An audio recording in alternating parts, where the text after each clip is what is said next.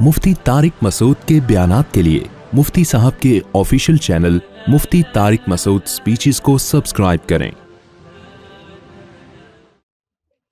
لو اراد اللہ ان یتخذ ولدا، دو قسم کے شرک تھے نا، ایک تو نیک لوگوں کی مورتیاں تراش کے ان کے سامنے جھکتے تھے، ایک شرک یہ تھا کہ جیسے عیسائیوں میں شرک تھا، وہ شرک یہ نہیں تھا کہ بت پرستی، بلکہ وہ شرک یہ تھا کہ عیسیٰ ابن مریم جو اللہ کے پیغمبر ہیں ان کو اللہ کی اولاد قرار دے دیا۔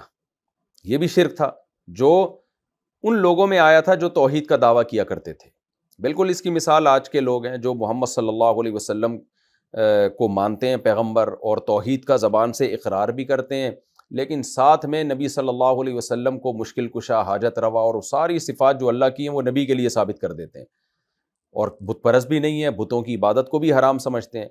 تو اسی ٹائپ کا شرک عیسائیوں میں کہ بھئی عیسیٰ علیہ السلام کے بارے میں کہتے تھے ہم توحید پرستوں ہیں اور عیسیٰ علیہ السلام جو ہے وہ اللہ کے نبی ہیں اور ہم بتوں کو نہیں مانتے۔ آج بھی آپ عیسائیوں کے قبرستان دیکھیں، کوئی بڑے بڑے بلڈنگیں نہیں بنی ہوتی، سادہ سی قبریں ہوتی ہیں ان کی، تو وہ قبر پرست بھی نہیں ہوتے۔ لیکن ایک شرک انہوں نے کیا کیا کہ عیسیٰ ابن مریم کو اللہ کا بیٹا کہہ دیا۔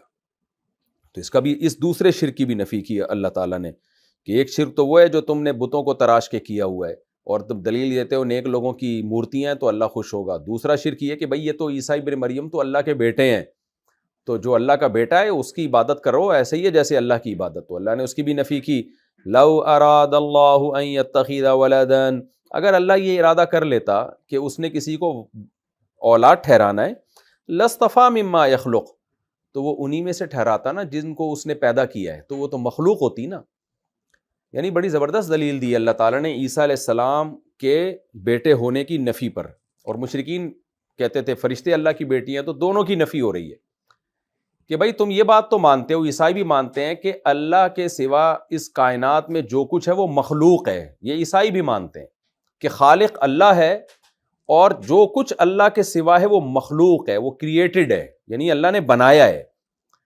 تو اللہ کہتے ہیں اللہ کے سوا جو کچھ ہے مخلوق ہے، تو اللہ اگر کسی کو اولاد ٹھہرائے گا تو اسی مخلوق میں سے ٹھہرائے گا نا، تو جب مخلوق میں سے ٹھہرائے گا تو وہ اولاد ہو نہیں سکتی، کیونکہ اولاد کا باپ کی جنس میں سے ہونا ضروری ہے۔ باپ اور اولاد کی جنس ایک ہی ہوتی ہے۔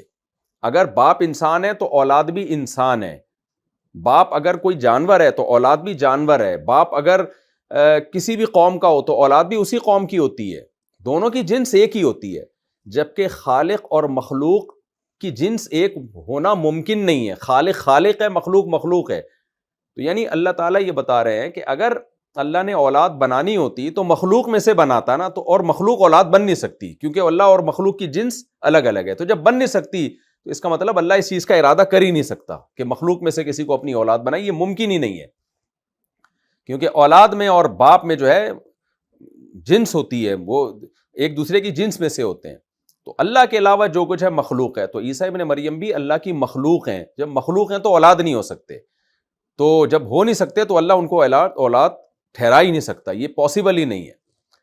تو اس لیے اللہ نے فرمایا لو اراد اللہ ان یتخذ ولدا، اگر اللہ ارادہ کرتا کسی کو اولاد ٹھہرا لے تو لاصطفیٰ مما یخلق، تو وہ چن لیتا اپنی مخلوق میں سے ما یشاء، جس کو چاہتا۔ تو جب مخلوق میں سے ہی چننا تھا اس نے، تو مخلوق تو پھر مخلوق ہے، وہ اولاد ہو نہیں سکتی، کیونکہ خالق اور مخلوق کی جنس ایک دوسرے کے بالکل اگینسٹ ہے، کوئی مماثلت ہی نہیں ہے اس میں۔ سبحانہ، اس لیے اللہ نے فرمایا وہ ہر عیب سے پاک ہے، وہ اس عیب سے پاک ہے کہ مخلوق میں سے کسی کو اولاد ٹھہرا لے۔ یہ عیب ہے اللہ کے حق میں، انسانوں کے حق میں یہ عیب نہیں ہے، لیکن اللہ کے حق میں یہ کہ عیب ہے، لہذا اس عیب سے پاک ہے۔ یہی وجہ ہے کہ هو اللہ الواحد، وہ اللہ اکیلا ہے، یعنی اس جیسا کوئی ہے ہی نہیں، جب ہے ہی نہیں تو کوئی اس کی اولاد ہو نہیں سکتی۔ القہار، اور وہ ہر چیز پر غالب ہے۔ خلق السماوات والارض، اس کی طاقت یہ ہے، تم جن لوگوں کو اللہ کے سوا پوجتے ہو یہ تو سارے کمزور ہیں۔ عیسیٰ ابن مریم تو اللہ کے کلمہ کن کی طاقت سے پیدا ہوئے ہیں، وہ خود اپنے ارادے سے تھوڑی پیدا ہوئے ہیں، وہ بھی مخلوق ہیں۔ اور جتنے یہ تمہارے بت ہیں اور یہ سب کچھ، یہ تو مخلوق ہیں۔ تو خالق اکیلا ہے، اس جیسا کوئی نہیں ہے، لہذا عبادت کے لائق میں صرف وہ ہے۔ تو اس کی اللہ اپنی اب قدرت بیان کر رہے ہیں۔ خلق السماوات والارض بالحق، اس نے آسمانوں اور زمینوں کو حق کے ساتھ پیدا کیا، کسی حکمت کے ساتھ پیدا کیا۔ وہ حکمت کیا ہے؟ آزمائش ہے انسانوں کی۔ ایسا نہیں ہے کہ بس فنا کر کے ختم کر دے اور کوئی مقصد ہی نہیں ہے۔ یکور اللیل علی النہار، اور اس کی طاقت ہے کہ رات کو دن پہ لپیٹتا ہے۔ کیا بہترین اللہ نے مثال دی ہے۔ میں کبھی جب جہاز میں ہم لمبا سفر کرتے ہیں نا، تو آگے جو بڑی ایئر لائنس ہیں نا، ان میں LED لگی ہوئی ہوتی ہے، تو وہ بڑا ایک اس میں نا خوبصورت سا منظر دکھایا جا رہا ہوتا ہے کہ ابھی آپ کا پلین یہاں پر ہے، اور ایسے کر کے نا وہ دکھائی جا رہی ہوتی ہے پوری زمین میں رات کہاں کہاں ہے اور دن کہاں کہاں ہے۔ تو ایک بڑا خوبصورت سا وہ ایک گراف سا بن رہا ہوتا ہے ایسے کر کے، اور وہ چینج ہو رہا ہوتا ہے، یعنی سایہ ایسے ایسے سرک رہا ہوتا ہے۔ جہاز کی سپیڈ بہت تیز ہوتی ہے، تو وہ پورا ہمیں پتہ چل رہا ہوتا ہے جہاز میں کہ ابھی ہمارا جہاز کہاں ہے اور ہم اندھیرے میں ہیں اور کتنی دیر میں ہم روشنی میں آ جائیں گے۔ تو ایسے بہترین سا گراف بن رہا ہوتا ہے وہ۔ تو وہ بالکل قرآن کی آیت نا اس گراف کو دیکھ کر اور اس تصویر کو دیکھ کے بہت اچھی طرح سمجھ میں آتی ہے کہ کیسے اللہ تعالیٰ اس اندھیرے کو نا دھکیل رہے ہوتے ہیں۔ یعنی آپ اس کو اگر LED میں وہ اس تصویر کو دیکھیں نا، تو صاف پتہ چل رہا ہوتا ہے اس طرح کی ایک تصویر، یہ اندھیرے کی تصویر بنی ہوئی ہے، یہ اندھیرا سرکتا ہوا یہاں جا رہا ہے، یعنی بالکل ایسے ٹیپ جو ہے نا لپیٹی جا رہی ہے دن کے اوپر، اور دن کی ٹیپ کو پیچھے سے لپیٹا جا رہا ہے رات کے اوپر۔ تو اس طرح سے لپیٹنے کا عمل گویا کہ ہو رہا ہے، یعنی اصل میں تو لپیٹنے کا عمل نہیں ہو رہا، لیکن بالکل ایسا منظر لگتا ہے۔ تو یہ قرآن کی بلاغت ہے کہ جو نظر آتا ہے تو قرآن نے اس کو الفاظ میں بیان کر دیا۔ یکور اللیل علی النہار، رات کو لپیٹتا ہے دن پہ۔ تو لپیٹنے کے عمل میں بھی آہستہ آہستہ چیز غائب ہوتی ہے۔ آپ کسی چیز پہ کوئی چیز لپیٹ رہے ہو نا، تو وہ آہستہ آہستہ غائب ہوتی ہے۔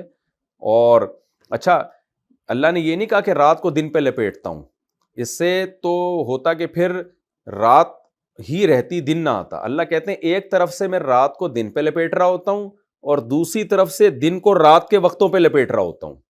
یعنی یہ ایسا گول چکر جو ہے نا خوبصورت اس طرح سے چل رہا ہے، یہ مشین چل رہی ہے، اور یہ سفید ٹیپ کالے ٹیپ پہ لپیٹتے جا رہے ہیں، اور کالا ٹیپ جو ہے وہ سفید ٹیپ پہ اللہ تعالیٰ لپیٹ رہے ہیں۔ تو اس طرح ہزاروں سال سے یہ جو ہے نا بہترین قسم کا ایک چکر چل رہا ہے، اور اس سے دن اور رات وجود میں آ رہے ہیں، موسم وجود میں آ رہے ہیں۔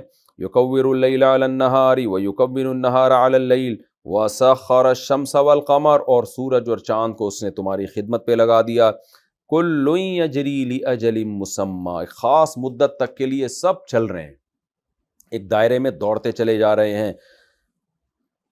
الا، خبردار، هو العزیز الغفار، وہ اللہ زبردست غالب ہے۔ خبردار کا مطلب دیکھو، یہ اس کے بعد تو خبردار ہو جاؤ تم اتنی بڑی دلیل دیکھنے کے بعد۔